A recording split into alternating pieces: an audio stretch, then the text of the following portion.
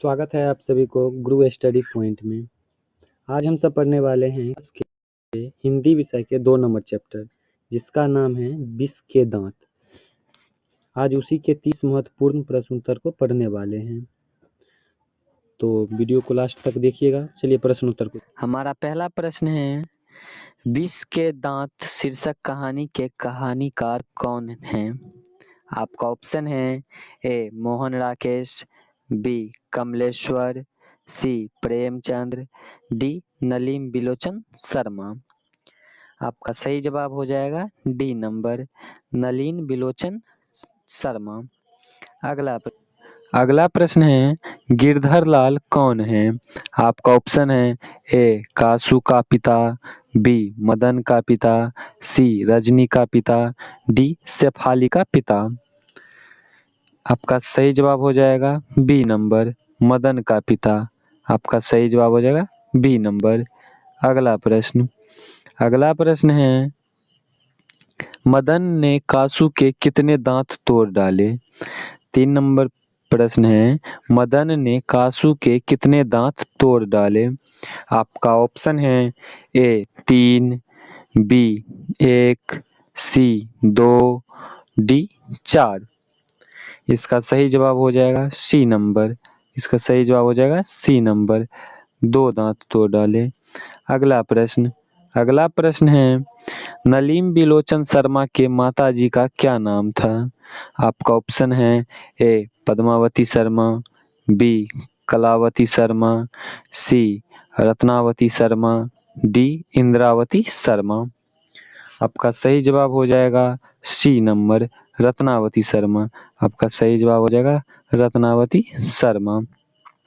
अगला प्रश्न है, नलीन बिलोचन शर्मा के कहानियों में किसके तत्व समग्रता से उभर कर आए? आपका ऑप्शन है ए राजनीतिकता का, बी मनोवैज्ञानिकता का, सी सामाजिकता का, डी इनमें से कोई नहीं। आपका सही जवाब हो जाएगा बी नंबर। सही जवाब हो जाएगा बी नंबर, मनोवैज्ञानिकता का। अगला प्रश्न है, मोटर कार को किससे खतरा हो सकता है? मोटर कार को किससे खतरा हो सकता है? आपका ऑप्शन है ए ड्राइवर से, बी मदन से, सी खोखा से, डी इंजीनियर से। इसका सही जवाब हो जाएगा सी नंबर, खोखा से। इसका सही जवाब हो जाएगा खोखा से, सी नंबर आपका सही जवाब हो जाएगा। अगला प्रश्न है, खोखा खोखी किस भाषा का शब्द है? खोखा खोखी किस भाषा का शब्द है? आपका ऑप्शन है ए तमिल का, बी भोजपुरी का, सी बांग्ला का, डी हिंदी का। आपका सही जवाब हो जाएगा सी नंबर, बांग्ला का। सही जवाब हो जाएगा सी नंबर। अगला प्रश्न है, ऐसे ही लड़के आगे चलकर गुंडे, चोर, डाकू बनते हैं। यह पंक्ति कहानी के किस पात्र ने कही है? आपका ऑप्शन है ए सेन साहब की धर्म पत्नी, बी गिरधर, सी सेन साहब, डी शोफर। आपका सही जवाब हो जाएगा सी नंबर, सेन साहब। आपका सही जवाब हो जाएगा सेन साहब। अगला प्रश्न है, खोखा खोखी का अर्थ है। आपका प्रश्न है खोखा खोखी का अर्थ है। आपका ऑप्शन है ए बच्चा बच्ची, बी बाबा दादा, सी भाई बहन, डी चाचा चाची। आपका सही जवाब हो जाएगा ए नंबर, बच्चा बच्ची। आपका सही जवाब हो जाएगा ए नंबर। अगला प्रश्न है, खोखा का क्या नाम है? खोखा का क्या नाम है? आपका ऑप्शन है ए कीसू, बी कुसू, सी काशू, डी केसू। आपका सही जवाब हो जाएगा सी नंबर, कासू। आपका सही जवाब हो जाएगा कासू। अगला प्रश्न है, विष के दांत कैसी कहानी है? विष के दांत कैसी कहानी है? आपका ऑप्शन है ए सामाजिक, बी ऐतिहासिक, सी धार्मिक, डी मनोवैज्ञानिक। आपका सही जवाब हो जाएगा डी नंबर मनोवैज्ञानिक। आपका सही जवाब हो जाएगा डी नंबर मनोवैज्ञानिक। अगला प्रश्न है, सेन साहब अपने पुत्र को बनाना चाहते थे। सेन साहब अपने पुत्र को बनाना चाहते थे। ए बिजनेसमैन या इंजीनियर, बी वकील, सी प्रोफेसर, डी डॉक्टर। इसका सही जवाब हो जाएगा ए नंबर बिजनेसमैन या इंजीनियर। सही जवाब हो जाएगा ए नंबर। अगला प्रश्न है, मदन अक्सर किसके हाथों से पिटता था। मदन अक्सर किसके हाथों से पिटता था। आपका ऑप्शन है ए माता, बी सेन साहब, सी खोखा, डी पिता। आपका सही जवाब हो जाएगा डी नंबर। सही जवाब हो जाएगा डी नंबर पिता। सही जवाब हो जाएगा डी नंबर। अगला प्रश्न है, नलीन बिलोचन शर्मा के पिता का क्या नाम था। आपका ऑप्शन है ए पंडित रामावतार शर्मा, बी पंडित कृष्णावतार शर्मा, सी पंडित मृत्युंजय शर्मा, डी पंडित दशावतार शर्मा। आपका सही जवाब हो जाएगा ए नंबर पंडित रामावतार शर्मा। सही जवाब हो जाएगा ए नंबर। अगला प्रश्न है, सेन साहब ने किसे खूब फटकार लगाई। सेन साहब ने किसे खूब फटकार लगाई। आपका ऑप्शन है ए गिरधर लाल को, बी खोखा को, सी मदन को, डी शेफाली को। इसका सही जवाब हो जाएगा सी नंबर मदन को। सही जवाब हो जाएगा सी नंबर। अगला प्रश्न है, विष के दांत कहानी किस वर्ग के विरोधों को उजागर करती है।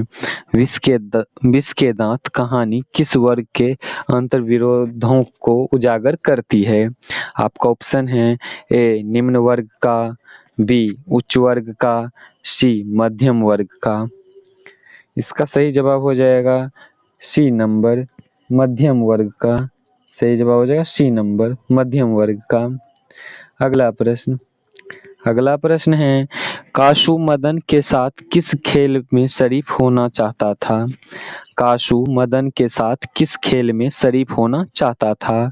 आपका ऑप्शन है ए फुटबॉल के खेल में, बी हॉकी के खेल में, सी बैडमिंटन के खेल में, डी लट्टू के खेल में। इसका सही जवाब हो जाएगा डी नंबर लट्टू के खेल में। सही जवाब हो जाएगा डी नंबर। अगला प्रश्न है, सेन साहब किसके व्यंग से ऐंठ कर रह गए। सेन साहब किसके व्यंग से ऐंठ कर रह गए।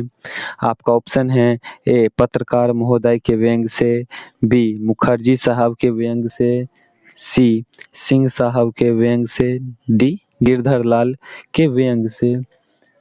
आपका सही जवाब हो जाएगा ए नंबर पत्रकार महोदय के व्यंग से। आपका सही जवाब हो जाएगा ए नंबर। अगला प्रश्न है, मदन की उम्र क्या थी। मदन की उम्र क्या थी। आपका ऑप्शन है ए 5-6 साल, बी 7-8 साल, सी 3-4 साल और डी नंबर ऑप्शन है 9-10 साल। आपका सही जवाब हो जाएगा ए नंबर 5-6 साल। आपका सही जवाब हो जाएगा ए नंबर 5-6 साल। अगला प्रश्न है, मदन किसका पुत्र था। मदन किसका पुत्र था। आपका ऑप्शन है ए सेन साहब का, बी गिरधर का, सी शोफर का, डी सिंह साहब का। आपका सही जवाब हो जाएगा बी नंबर गिरधर का। सही जवाब हो जाएगा गिरधर का। बी नंबर ऑप्शन आपका सही जवाब हो जाएगा। अगला प्रश्न है, नलीन बिलोचन शर्मा पटना विश्वविद्यालय के हिंदी विभाग के अध्यक्ष कब बने। नलीन बिलोचन शर्मा पटना विश्वविद्यालय के हिंदी विभाग के अध्यक्ष कब बने थे। आपका ऑप्शन है ए सन 1958 ईस्वी में, बी सन 1957 ईस्वी में, सी नंबर ऑप्शन है सन 1963 ईस्वी में, डी नंबर ऑप्शन है 1959 ईस्वी में। आपका सही जवाब हो जाएगा डी नंबर 1959 ईस्वी में। सही जवाब हो जाएगा 1959 ईस्वी में। अगला प्रश्न है नलिन बिलोचन शर्मा का जन्म कब हुआ था? नलिन बिलोचन शर्मा का जन्म कब हुआ था? आपका ऑप्शन है ए 14 जनवरी 1915 को, बी 18 फरवरी 1916 को, सी 22 मार्च 1917 को, डी 24 अप्रैल 1918 को। आपका सही जवाब हो जाएगा बी नंबर 18 फरवरी 1916 को। सही जवाब हो जाएगा बी नंबर। अगला प्रश्न है नलिन बिलोचन शर्मा की मृत्यु कब हुई थी? नलिन बिलोचन शर्मा की मृत्यु कब हुई? आपका ऑप्शन है ए 22 सितंबर 1961 ईस्वी को, बी 14 सितंबर 1961 ईस्वी को, सी 16 सितंबर 1961 ईस्वी को, डी 18 सितंबर 1961 ईस्वी को। आपका सही जवाब हो जाएगा ए नंबर 12 सितंबर 1961 ईस्वी को। सही जवाब हो जाएगा ए नंबर 12 सितंबर 1961 को। अगला प्रश्न है नलिन बिलोचन शर्मा का जन्म कहाँ हुआ था? नलिन बिलोचन शर्मा का जन्म कहाँ हुआ? आपका ऑप्शन है ए गांधी घाट पटना, बी कृष्णा घाट पटना, सी बद्रा घाट पटना और डी नंबर ऑप्शन है रानी घाट पटना। आपका सही जवाब हो जाएगा सी नंबर बदरघाट पटना। सही जवाब हो जाएगा सी नंबर। अगला प्रश्न है दृष्टिकोण किनकी रचना है? दृष्टिकोण किनकी रचना है? आपका ऑप्शन है ए रामावतार शर्मा, बी नलिन बिलोचन शर्मा, सी मोहन राकेश, डी प्रेमचंद्र। आपका सही जवाब हो जाएगा बी नंबर नलिन बिलोचन शर्मा। सही जवाब हो जाएगा बी नंबर। अगला प्रश्न है लड़की क्या है? कठपुतली हैं, किसे इस बात पर गर्व है? लड़कियां क्या है? कठपुतलियां हैं, किसे इस बात पर गर्व है? आपका ऑप्शन है ए भाई बहन को, बी चाचा चाची को, सी मामा मामी को, डी माता पिता को। आपका सही जवाब हो जाएगा डी नंबर माता पिता को। आपका सही जवाब हो जाएगा डी नंबर माता पिता को। अगला प्रश्न है कौवा की जमात में शामिल होने के लिए कौन ललक गया? कौओं की जमात में शामिल होने के लिए कौन ललक गया? आपका ऑप्शन है ए कबूतर, बी हंस, सी बतख, डी मछली। आपका सही जवाब हो जाएगा बी नंबर हंस। सही जवाब हो जाएगा हंस। अगला प्रश्न है किसके अनुसार सेनों ने सिद्धांतों को भी बदल लिया था? किसके अनुसार सेनों ने सिद्धांतों को भी बदल लिया था?